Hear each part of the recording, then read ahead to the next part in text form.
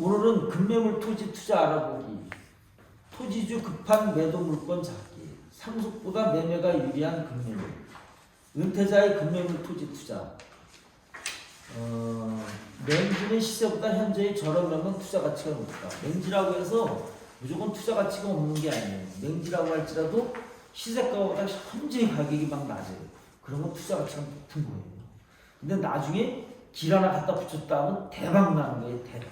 한마디로. 여기도 그랬잖아요. 여기 설명했잖아요. 그죠? 내가 그 부장호 밴드에도 올렸잖아요. 이거 1516평에다 70만원 주고 샀는데 저 144 가지고 붙였으니까 저거 붙이는 과 동시에 그냥 10억은 그냥 번 거고, 또 건축하면서 또 주변 땅값이 오르니까 또 7, 8억은 또 번 거고, 17억 투자해가지고 17억 이상을 벌었잖아요. 여기 지금. 그렇게 해서 이제 이거 봐요. 맹주 탈출로 토지가 상승시키기. 상승시키면 되는 거예요. 그러니까 시세보다 저렴하게 맹지를 사서 길만 붙였다면 대박 나는 거예요. 한마디로.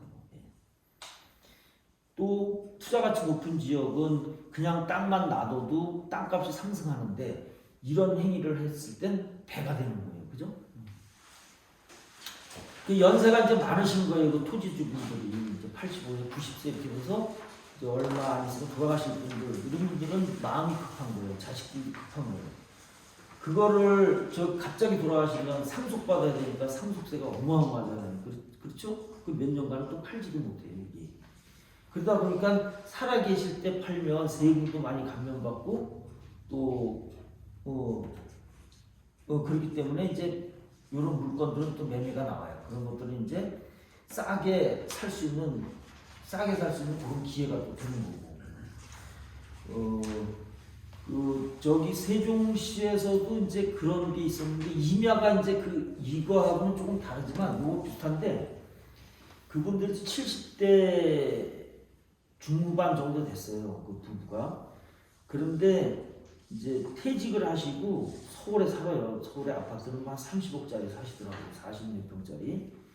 근데 이제 생활비가 없는 거예요. 그 아저씨가 이제 포크레인 운전기사인데 그걸 해서 이제 일이 있을 때만 이제 그 일당을 받아가지고 생활하시는 거예요. 그러니까 세종시 임야가 좋은 임야가 있는데도 뭐 현금화 거기서 다달이 돈이 안 나오니까 그걸 팔아가지고 빨리 이제 서울에 뭐 수익형 건물 이런 걸 사시려고 이제 그걸 파시는 거예요. 파시는 건데 그 부동산에서 그 토지주하고 협의를 잘한 것이 뭐냐면 시세가보다 엄청 이 사람들은 급하다고 하니까 빨리 팔아달라고 하니까 빨리 팔면 이 가격이면 빨리 팔릴 수 있습니다. 이렇게 딱 제시했는데 그거를 아주 너무 잘 해놨더라고요. 그래놓고 이제 저한테 전화가 이제 왔던 거예요. 내가 좀 고민을 하고 하다가 이제 투자를 하게 된 건데 지금 생각해봐도 그 땅은 정말 잘 사는 것 같아요.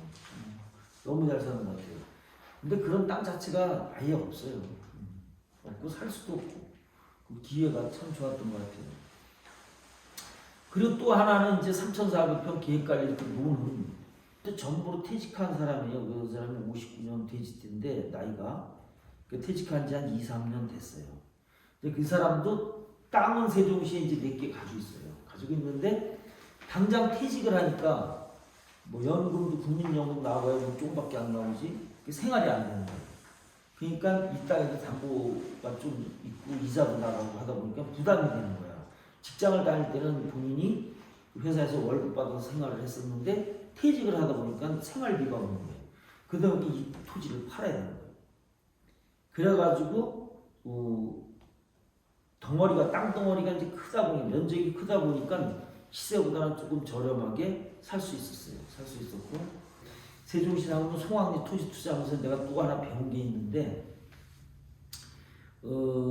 어떤 저평가된 지역을 골라서 이제 투자하는 거는 다 말씀을 드렸고 그런 지역에 매물들이 있어요. 땅 매물들이 있는데 이렇게 3,400평 큰 땅들이 평당 110, 120 요 사이에 나와서 안 팔리고 있는 거예요. 그러면 그 주변 계획관리 땅들은 그 이상 땅값을 받기 쉽지 않아요. 거기서 더 받아봐야 10만 원 더 받아. 20만 원. 잘 팔아요. 20만 원 더 받고 작은 땅들은. 근데 이렇게 큰 땅을 하나 처리해 놓고 나면은 그 옆에 땅들이 막 올라가는 거예요. 나 그거 배운 거예요. 거기서 요번에 하면서요. 그래서 이런 큰 땅부터 처리를 해야 돼. 이런 큰 땅부터. 이거 처리하면 나머지 자잘한 땅들은 뭐 1000평, 뭐 1000몇 평, 뭐 이런 것들은 그냥 쉽게 인수도 가능하지만 그거 딱 처리하게 되면 땅값은 급등하게 돼요. 이 반대로 3,400평 땅을 안 사고 덩어리가 크니까 900평, 뭐 700평, 뭐 1000평 이런 땅들을 사기 시작했어요. 샀어. 근데 3,400평은 그냥 있어요. 평당 뭐 110에서 129 사이에 매매로 나와 그냥 있는 거예요. 물러앉고. 이거 암만 사놓고 기다려서 세종시 땅값이 올라도 이게 안 팔리는 한 이 땅값들은 그냥 거기서 있는 거예요. 올라야 10만 원, 20만 원밖에 안 올라요. 그래서 이렇게 큰 땅이 매물부터 처리를 해야 되는 거예요. 팔렸잖아요. 그죠? 그 다음에 그 다 작은 땅들 주변에 나오는 걸 이제 싹 이제 하나씩 사다 보면 땅값은 자연적으로 나 그 세종시 장로원 송악리에서 저도 배운 게 많아요. 토지 투자, 공동 투자하면서 월호동에서도 많이 배웠지만 거기서도 또 새로운 걸 배웠어요. 그래서 어떤 제주도도 마찬가지예요. 제주도도 뭐 다른데 땅값 많이 올랐겠지요. 뭐 그럼 뭐 7년 전부터 올랐으니까 중국 사람들이 뭐 엄청나게 올려놨고 지금 다시 조정돼서 좀 내려가는 부분도 있고 한데 아까 이제 말씀드렸던 그 맹지 그 이제 임야도 사실은 그 맹지예요. 맹지인데 그 앞에 이제 계획관리 땅을 그 사가지고 개발 허가를 넣어서 도로를 붙여가지고 이제 하려고 했는데 그 토지주들도 이제 그 협의가 됐을 때 2명이 가지고 있었는데 계획관리 땅 1770평인데 그것도 한 30억대예요. 평당 165만 원이야. 이 맹지 임야에 붙은 계획관리 땅이 평당 165만 원이었어요. 근데 이 임야는 29만 원. 모든 경비 다 합쳐서 29만 원이었어요. 평당. 그 이런 땅을 안 사면 어떤 걸 사요? 그죠? 이 계획관리 땅을 언제든지 뭐 그 사람들이 개발을 한다든지 뭘 한다든지 뭘 하면 내가 거기 땅을 사거나 도로 지분을 사가지고 거기다 도로만 그 임야에다가 요만큼 허가 나가지고 뭐 어느 정도 허가 넣어서 도로 넣어서 거기다가 이제 집 하나 짓고 건축해서 준공 하나 해놓으면 그 임야가 얼마예요? 근데 거기가 전원주택 부지들이 지금 평당 250만 원에서 350만 원씩이에요. 평당 10배, 10배. 10배 뛰는 거예요, 10배. 그런 임야를 안 사면 어떤 걸 사요? 그렇죠? 그래서 그 부동산, 소개한 부동산한테 그 계획관리 1770평을 그거 사가지고 이제 들어가려고 했는데 같이 동시에 계약해서 이 사람들이 토지주들이 변심해가지고 2달 안에 잔금을 하래요. 계약은 안 했었는데 말로만 이제 협의하고 있었는데 근데 30억을 어떻게 2달 안에 이거를 잔금을 해요? 못하지. 나는 이제 15억은 이제 연말에 가져오고 또 15억은 한 4, 5개월, 6개월 뒤에 가져오려고 계획을 했었는데 갑자기 이렇게 변해보니까 그 계획관리 30억짜리 놔두고 안에 임야부터 투자를 하게 된 거예요.